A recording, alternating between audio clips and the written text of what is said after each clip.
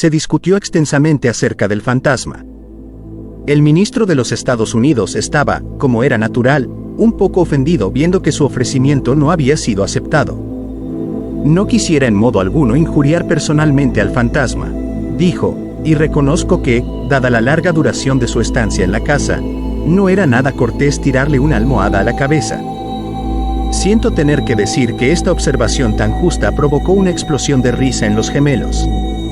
Pero, por otro lado, prosiguió Mr. Otis, si se empeña, sin más ni más, en no hacer uso del engrasador marca Sol Levante, nos veremos precisados a quitarle las cadenas. No habría manera de dormir con todo ese ruido a la puerta de las alcobas. Pero, sin embargo, en el resto de la semana no fueron molestados. Lo único que les llamó la atención fue la reaparición continua de la mancha de sangre sobre el parquet de la biblioteca. Era realmente muy extraño, tanto más cuanto que Mistress Otis cerraba la puerta con llave por la noche, igual que las ventanas. Los cambios de color que sufría la mancha, comparables a los de un camaleón, produjeron asimismo frecuentes comentarios en la familia.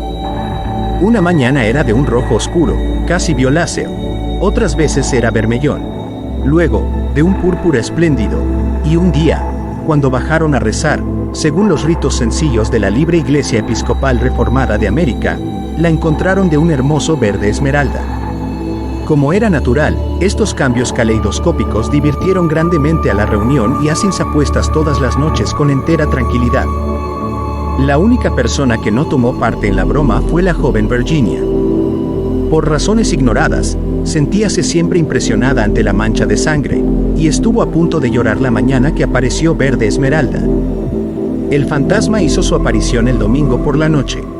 Al poco tiempo de estar todos ellos acostados, les alarmó un enorme estrépito que se oyó en el hall.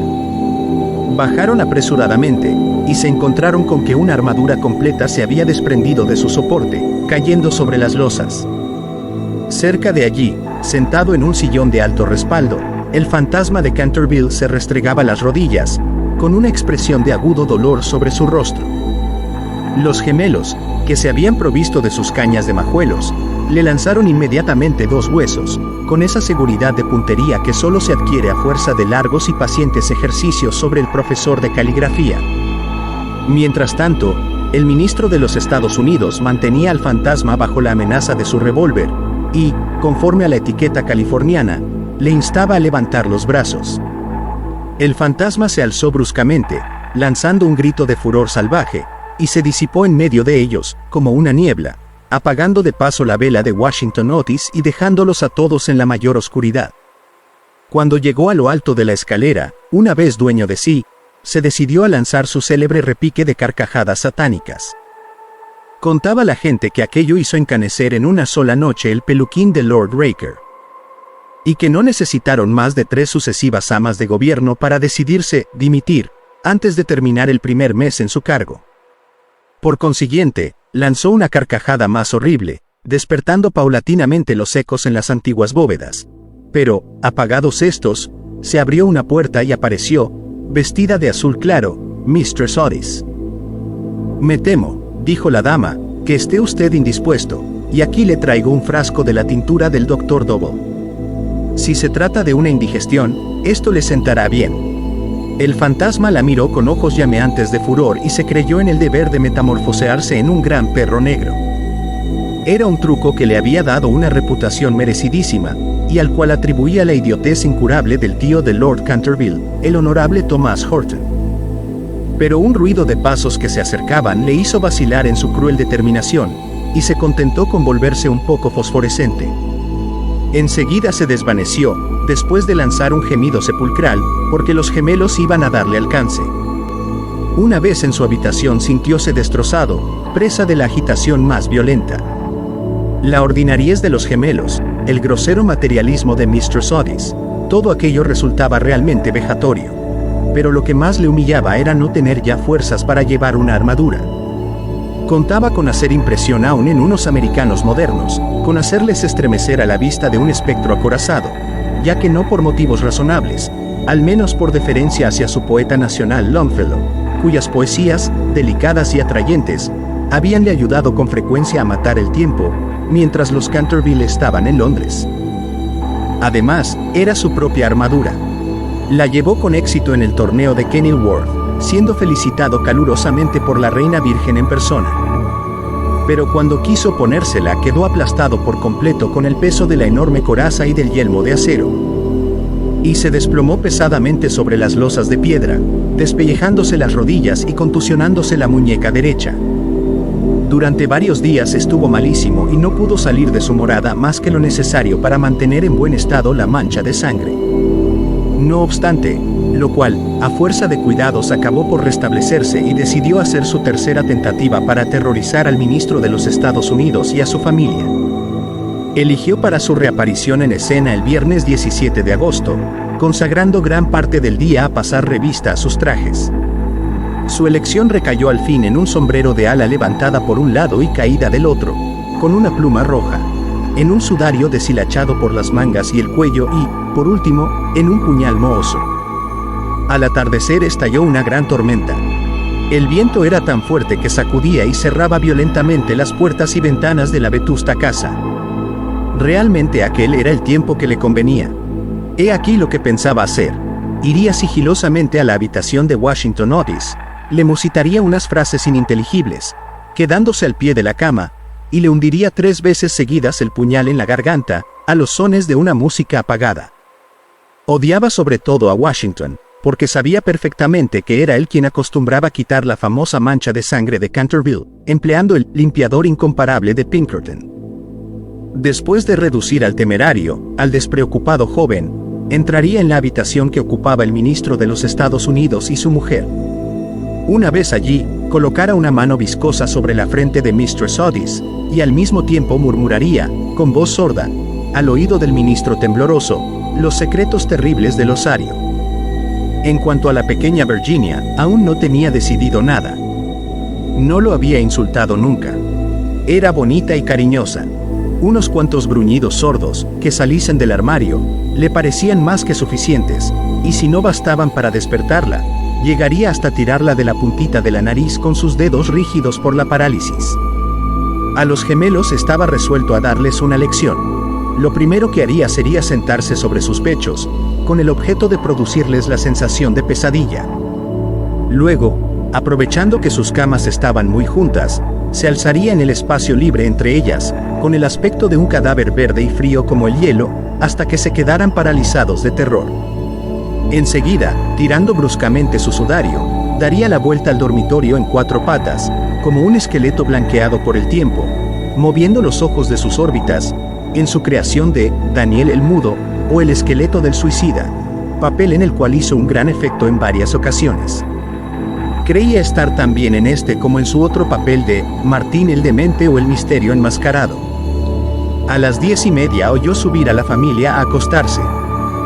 Durante algunos instantes le inquietaron las tumultuosas carcajadas de los gemelos, que se divertían evidentemente, con su loca alegría de colegiales, antes de meterse en la cama. Pero a las 11:15 todo quedó nuevamente en silencio, y cuando sonaron las 12 se puso en camino. La lechuza chocaba contra los cristales de la ventana. El cuervo cracitaba en el hueco de un tejo centenario y el viento gemía vagando alrededor de la casa, como un alma en pena. Pero la familia Otis dormía, sin sospechar la suerte que le esperaba. Oía con toda claridad los ronquidos regulares del ministro de los Estados Unidos, que dominaban el ruido de la lluvia y de la tormenta. Se deslizó furtivamente a través del estuco. Una sonrisa perversa se dibujaba sobre su boca cruel y arrugada, y la luna escondió su rostro tras una nube cuando pasó delante de la gran ventana ojival, sobre la que estaban representadas, en azul y oro, sus propias armas y las de su esposa asesinada. Seguía andando siempre, deslizándose como una sombra funesta, que parecía hacer retroceder de espanto a las mismas tinieblas en su camino. En un momento dado le pareció oír que alguien le llamaba. Se detuvo, pero era tan solo un perro, que ladraba en la granja roja. Prosiguió su marcha, refunfuñando extraños juramentos del siglo XVI, y blandiendo de cuando en cuando el puñal enmohecido en el aire de medianoche. Por fin llegó a la esquina del pasillo que conducía a la habitación de Washington.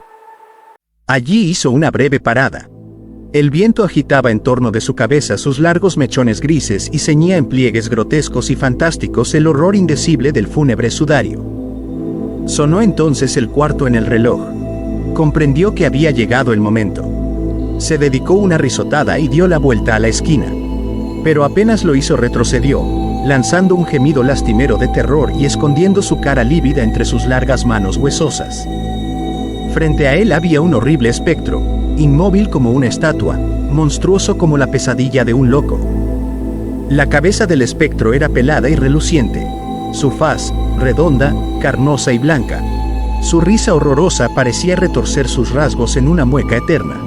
Por los ojos brotaba a oleadas una luz escarlata, la boca tenía el aspecto de un ancho pozo de fuego, y una vestidura horrible, como la de él, como la del mismo Simón, envolvía con su nieve silenciosa aquella forma gigantesca. Sobre el pecho tenía colgado un cartel con una inscripción en caracteres extraños y antiguos. Quizá era un rótulo infamante, donde estaban escritos delitos espantosos, una terrible lista de crímenes. Tenía, por último, en su mano derecha una cimitarra de acero resplandeciente.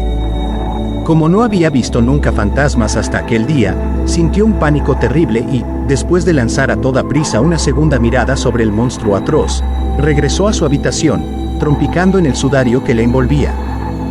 Cruzó la galería corriendo y acabó por dejar caer el puñal enmohecido en las botas de montar del ministro, donde lo encontró el mayordomo al día siguiente. Una vez refugiado en su retiro, se desplomó sobre un reducido catre de tijera, tapándose la cabeza con las sábanas. Pero, al cabo de un momento, el valor indomable de los antiguos Canterville se despertó en él y tomó la resolución de hablar al otro fantasma en cuanto amaneciese.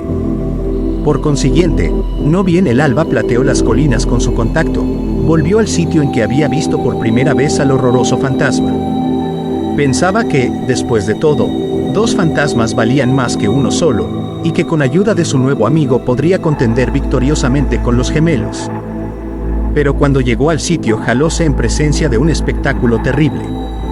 Sucedíale algo indudablemente al espectro, porque la luz había desaparecido por completo de sus órbitas. La cimitarra centelleante se había caído de su mano y estaba recostado sobre la par en una actitud forzada e incómoda. Simón se precipitó hacia adelante y lo cogió en sus brazos, pero cuál no sería su terror viendo despegarse la cabeza y rodar por el suelo, mientras el cuerpo tomaba la posición supina, y notó que abrazaba una cortina blanca de lienzo grueso y que yacían a sus pies una escoba, un machete de cocina y una calabaza vacía. Sin poder comprender aquella curiosa transformación, cogió con mano febril el cartel, leyendo a la claridad grisácea de la mañana estas palabras terribles. He aquí el fantasma Otis. El único espíritu auténtico y verdadero. DESCONFIAD de las imitaciones. Todos los demás están falsificados. Y la entera verdad se le apareció como un relámpago. Había sido burlado, chasqueado, engañado. La expresión característica de los Canterville reapareció en sus ojos, apretó las mandíbulas desdentadas y, levantando por encima de su cabeza sus manos amarillas, juró, según el ritual pintoresco de la antigua escuela, que cuando el gallo tocara por 2 veces el cuerno de su alegre llamada se consumarían sangrientas hazañas, y el crimen, de callado paso, saldría de su retiro. No había terminado de formular este juramento terrible, cuando de una alquería lejana, de tejado de ladrillo rojo, salió el canto de un gallo. Lanzó una larga risotada, lenta y amarga, y esperó. Esperó 1 hora, y después otra, pero por alguna razón misteriosa no volvió a cantar el gallo. Por fin, a eso de las 7:30, la llegada de las criadas le obligó a abandonar su terrible guardia y regresó a su morada, con altivo paso, pensando en su juramento vano y en su vano proyecto fracasado. Una vez allí consultó varios libros de caballería, cuya lectura le interesaba extraordinariamente, y pudo comprobar que el gallo cantó siempre 2 veces en cuantas ocasiones se recurrió a aquel juramento. Que el diablo se lleve a ese animal volátil, murmuró. En otro tiempo hubiese caído sobre él con mi buena lanza, atravesándole el cuello y obligándole a cantar otra vez para mí, aunque reventara. Y dicho esto se retiró a su confortable caja de plomo, y allí permaneció hasta la noche. Suscríbete, comparte y comenta. Esto ayudará a notificarte cuando esté el siguiente capítulo.